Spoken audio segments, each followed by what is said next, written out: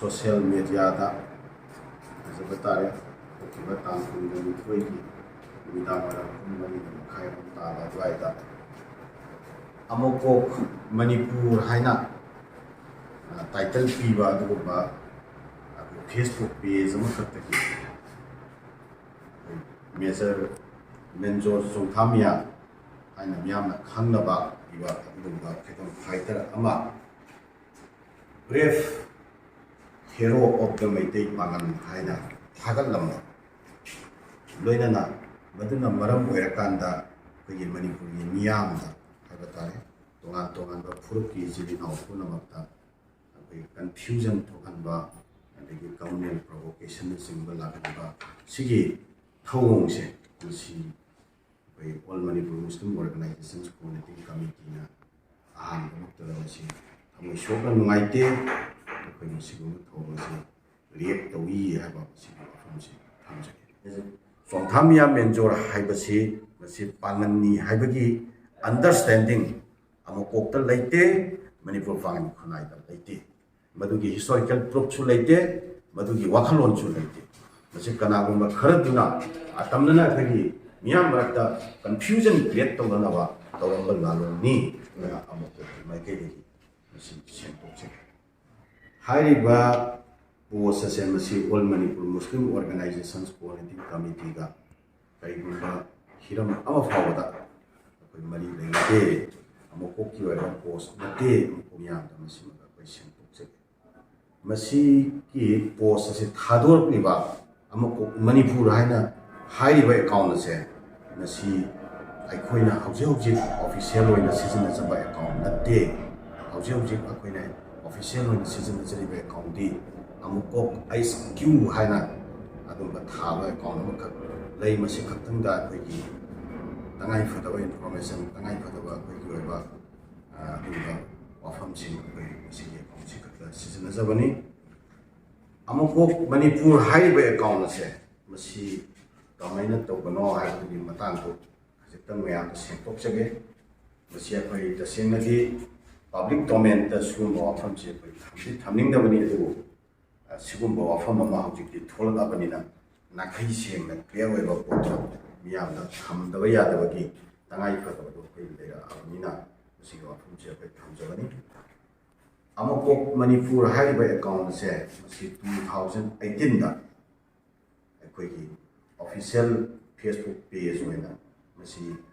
come to that spokesperson winner. Leibiramba Zabatare Mohammed Rais Ahmad Makata Pada Masi Vice President come the spokesperson of Twkhiba 2018 again 2020 September for Leibiramba Adu Muishina Ma create Twkhiba Adu Arvena Mahana Masi handler and Masi users Webby Hairiba Muise Masi Apagi look kitchen account Miyam Yueva interest Swap Yava do but Romsing Torapatagi look at the night further Magiti the Tokam disciplinary proceeding by Kanova Matunda March September with death Hartida look the terminate the way I have a what I said over the way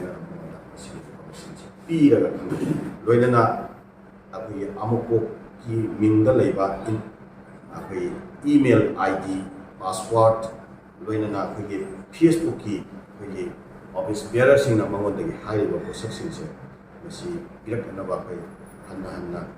repeatedly coming to Lake Haven. Adu Masi Mana Tortabagi, Pitor Tabagi Ammococna Arui Bowena. We create our logic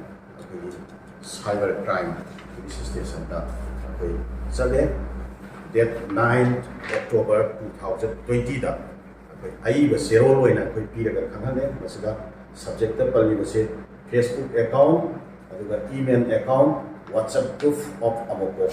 See, high things Ammococ came in the head labor, WhatsApp group, Facebook page, email account. Masia deactivate the bureau, Tingen bureau, Masia custody the Leite, and Ammococ Kutta, Sepassion, Tangre. Aduna maram Werakanda untoward post Miama, ꯑꯩꯈꯣꯏꯒꯤ ꯃꯤꯌꯥꯝꯒꯤ ꯃꯔꯛꯇ confusion ꯀꯣꯛꯍꯟꯕ ꯌꯥꯕ ꯑꯗꯨꯒꯨꯝꯕ ꯋꯥꯐꯝ ꯃꯈꯥ ꯇꯥꯅ ꯂꯥꯛꯀꯗ꯭ꯔꯥ ꯍꯥꯏꯕꯒꯤ ꯑꯩꯈꯣꯏꯗ ꯑꯀꯤꯕ ꯂꯩ ꯑꯗꯨꯅ ꯃꯁꯤ ꯆꯞ ꯆꯥꯅ ꯑꯩꯈꯣꯏ ꯂꯤꯒꯦꯜ ꯑꯦꯛꯁꯟ ꯂꯧꯈꯠꯄꯤꯌꯨ ꯍꯥꯏꯕ ꯋꯥꯐꯝꯁꯦ ꯑꯩꯈꯣꯏ ꯑꯏꯕ ꯁꯦꯟꯋꯥ ꯑꯣꯏꯅ ꯄꯤꯔꯒ ꯈꯟꯅꯖꯈ꯭ꯔꯕꯅꯤ ꯃꯁꯤꯗ ꯑꯩꯈꯣꯏꯅ ꯍꯥꯏꯔꯤꯕꯁꯤ ꯍꯥꯏꯔꯤꯕ ꯑꯃꯨꯀꯣꯛ ꯃꯅꯤꯄꯨꯔ ꯍꯥꯏꯔꯤꯕ ꯑꯦꯀꯥꯎꯟꯁꯦ ꯃꯁꯤꯒꯤ ꯌꯨꯖꯔ ꯃꯁꯤꯒꯤ ꯑꯦꯀꯥꯎꯟ ꯍꯣꯜꯗꯔꯁꯦ ꯃꯁꯤꯕꯨ ꯄꯥꯏꯔꯒ ꯁꯤꯖꯤꯟꯅꯔꯤꯕ ꯃꯤꯁꯦ ꯃꯁꯤ ꯐꯖꯅ ꯃꯅꯤꯄꯨꯔ ꯂꯩꯉꯥꯛꯅ ꯃꯅꯤꯄꯨꯔꯒꯤ ꯄꯨꯂꯤꯁ ꯗꯤꯄꯥꯔꯠꯃꯦꯟꯅ ꯑꯊꯨꯕ ꯃꯇꯝꯗ ꯃꯁꯤ ꯕꯨꯛ ꯇꯧꯕꯤꯌꯨ ꯃꯁꯤꯗ ꯈꯨꯗꯣꯡꯆꯥꯕ ꯂꯧꯔꯒ ꯊꯣꯛꯂꯛꯏꯕ ꯑꯃꯨꯀꯣꯛ ꯃꯅꯤꯄꯨꯔ ꯍꯥꯏꯔꯤꯕ ꯐꯦꯁꯕꯨꯛ ꯑꯦꯀꯥꯎꯟꯁꯦ ꯃꯁꯤ ꯑꯃꯨꯀꯣꯛꯀꯤ ꯑꯁꯦꯡꯕ ꯑꯦꯀꯥꯎꯟꯂ ꯅꯠꯇ꯭ꯔꯒ ꯐꯦꯛ ꯑꯦꯀꯥꯎꯟꯂ ꯅꯠꯇ꯭ꯔꯒ ꯑꯟꯑꯣꯊꯣꯔꯥꯏꯖ ꯑꯣꯏꯕ ꯑꯦꯀꯥꯎꯟꯂ ꯍꯥꯏꯕ ꯄꯣꯠ ꯑꯃꯐꯥꯎ ꯊꯤꯖꯤꯟꯕꯒꯤ ꯇꯥꯟꯖꯥꯒ ꯂꯧꯗ꯭ꯔꯤꯉꯩꯗ ꯑꯃꯨꯀꯣꯛꯇ ꯍꯦꯛꯇ ꯑꯇꯝꯅꯅꯒ ꯑꯃꯨꯀꯣꯛꯅ ꯇꯧꯒꯅꯤ ꯀꯥꯏꯅ ꯆꯥꯔꯖ ꯇꯧꯕꯒꯤ ꯌꯥꯝꯅ ꯑꯦꯛꯖꯥꯒꯔꯦꯠ ꯑꯣꯏꯕ ꯈꯣꯡꯊꯥꯡ ꯄꯥꯏꯈꯠꯄꯤꯔꯛꯄꯒꯤ ꯃꯃꯤ ꯑꯃ ꯇꯥꯏ ꯃꯁꯤ ꯌꯥꯝꯅ ꯂꯥꯏꯕꯛ ꯊꯤꯕꯅꯤ ꯃꯇꯨꯡꯗ ꯁꯤꯒꯨꯝꯕ ꯊꯕꯛꯁꯤꯡꯁꯤ ꯑꯩꯈꯣꯏ ꯌꯥꯝ ꯃꯦꯆꯤꯌꯣꯔ ꯑꯣꯏꯅ ꯂꯩꯕꯥꯛ ꯃꯆꯥ ꯇꯥꯅ ꯇꯧꯅꯁꯤ ꯑꯩꯈꯣꯏ ꯄꯨꯝꯅꯃꯛ ꯏꯆꯤꯜ ꯏꯅꯥꯎ ꯉꯥꯛꯇꯅꯤ ꯑꯗꯨꯒ ꯑꯩꯈꯣꯏ ꯍꯤꯁꯇꯣꯔꯤꯀꯦꯜ ꯄ꯭ꯔꯨꯐ ꯂꯩꯇꯕ ꯑꯩꯈꯣꯏꯗ ꯆꯞ ꯆꯥꯕ ꯃꯗꯨꯒꯤ ꯀꯩꯅꯣ ꯂꯩꯇꯕ ꯏꯕꯤꯗꯦꯟꯁ ꯂꯩꯇꯕ ꯋꯥꯐꯝ ꯑꯃ ꯐꯥꯎꯕꯗ ꯑꯃꯨꯛꯀꯨꯝꯕ ꯂꯨꯞ ꯑꯃꯅ ꯑꯗꯨꯒꯨꯝꯕ ꯋꯥꯐꯝꯗ ꯑꯩꯈꯣꯏ ꯑꯗꯨꯒꯨꯝꯕ ꯁ꯭ꯇꯦꯠꯃꯦꯟ ꯊꯥꯗꯣꯔꯛꯀꯗꯕ ꯂꯩꯇꯦ ꯍꯥꯏꯕꯁꯦ ꯃꯁꯤꯁꯨ ꯌꯥꯝꯅ ꯑꯦꯛꯖꯥꯒꯔꯦꯠ ꯑꯣꯏꯅ ꯈꯜꯂꯤꯕ ꯏꯆꯤꯜ ꯏꯅꯥꯎꯁꯤꯡꯅ ꯃꯁꯤ ꯈꯪꯖꯤꯟꯕꯤꯕ ꯆꯨꯝꯒꯅꯤ ꯍꯥꯏꯕ